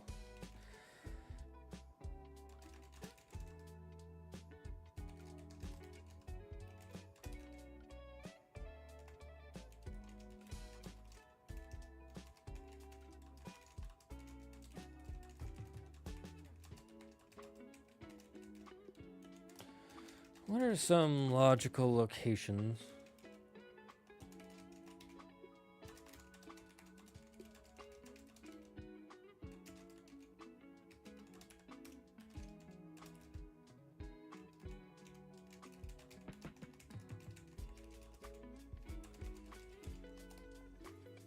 The Wyvern probably needs a feeding ground, I imagine.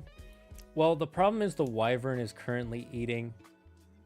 Oh, I see what you mean. A feeding ground.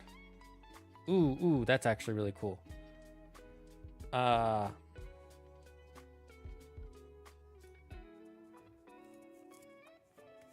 Feeding ground.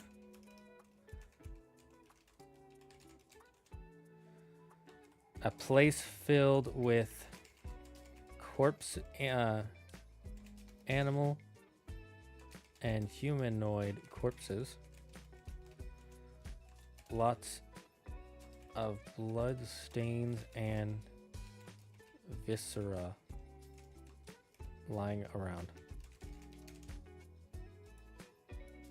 That actually, I really like that one. Like it's a room that just has all this like blood, guts, and gore.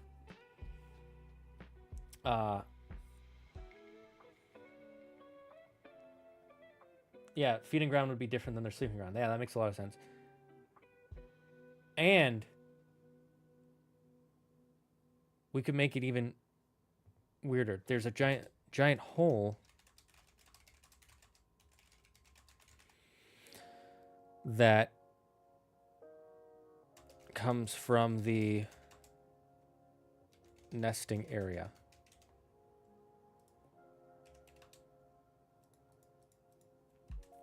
As a connector straight to the boss room. They could literally skip half the dungeon if they want to try to climb up there. It's a straight vertical hole, so they're not going to be able to. Hello, Dark Noah. Ooh, that's really... I like that. Thank you so much, Yuki. That's great.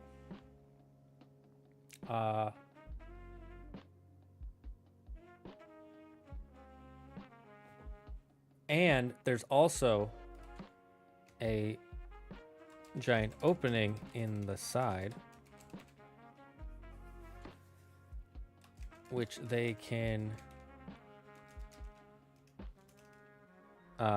climb with ropes and athletic checks,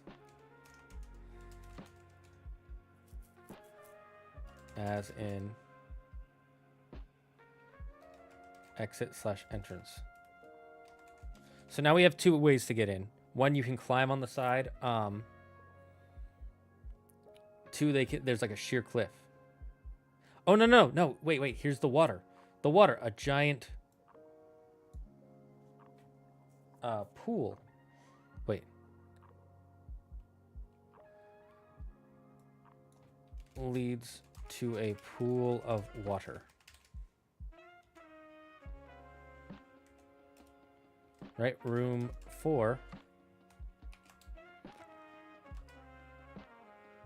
Secret entrance/exit. Pool of water connected to town's water supply and the other dungeon. This way it's a place for him to drink water, bathe, clean off his scales. I like this one. How you doing, Dark Noah? How's life? I'm not a huge fan of Graphia. I feel like it's I don't know. It just kind of exists. Alternate threat or ally.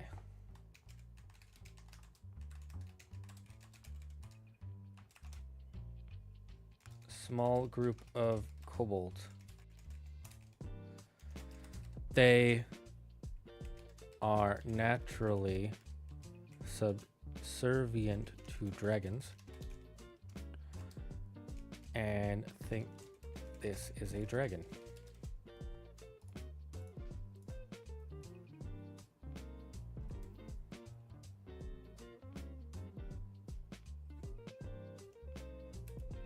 Sometimes it eats them.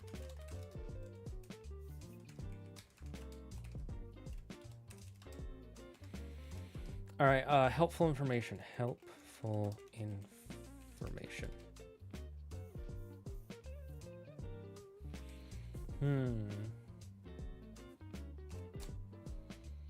What kind of helpful information could they have about...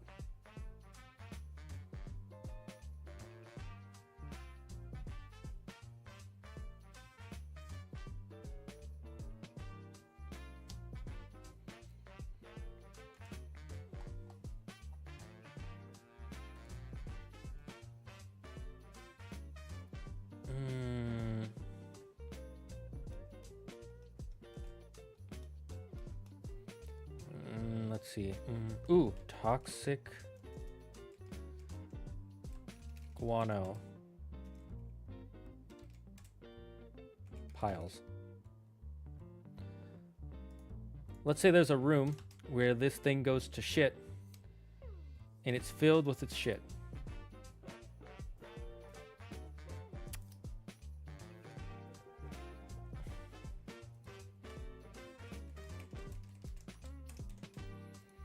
But also,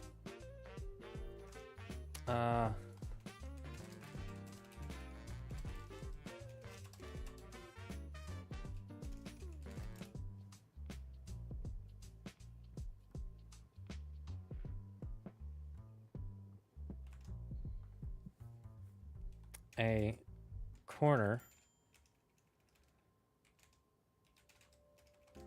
of the room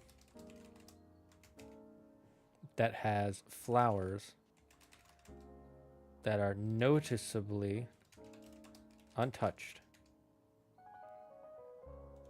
Almost like the wyvern is avoiding them.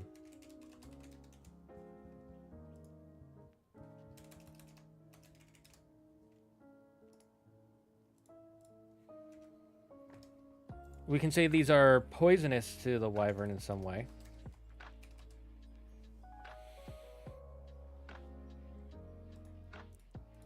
Resource drain.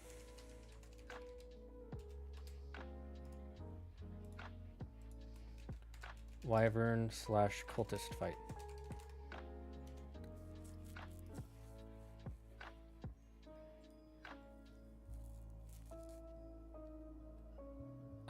Let's see.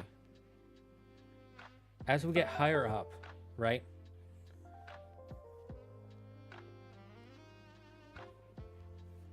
Giant rope bridge. Giant rope bridge. Wyvern cultist fight.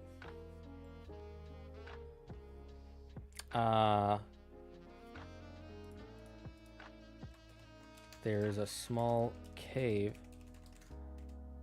they can see the entrance to from the bridge.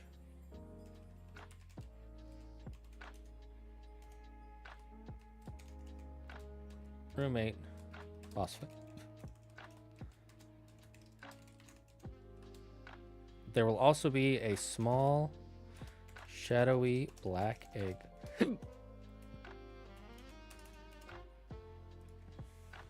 How do you summarize Zemnis in short?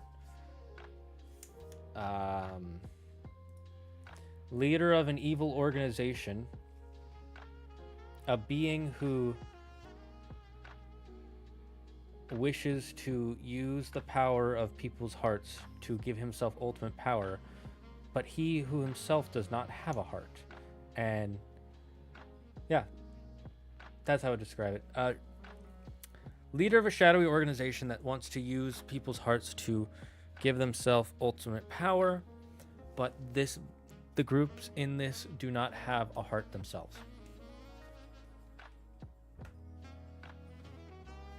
All right, I think we got both our dungeons, or at least we've got the basic blueprints. I'll probably start working on these and building them out more on my own. So thank you, chat. This has been awesome. How's it going? It's going good, and I gotta get going because I have to make dinner and go to the bathroom. So thank you all for joining me here. It has been a blast. I accidentally just closed. Well, that happened. Well, I just closed chat. Anyways, thank you all for joining me. We will see you all next time. Stay safe, stay smart, stay healthy. Thank you for being here. We'll see you Monday with some more Expedition 33. And Wednesday, we will be starting Devil May Cry 5, so I'm excited for that. I hope you guys are as too. Until then, stay safe, stay smart, stay healthy, be thankful for everything and everyone in your life, and the #1 rule here in the Dragon's Den: don't believe in yourself. Believe in me. Who believes in you? Bye, chat.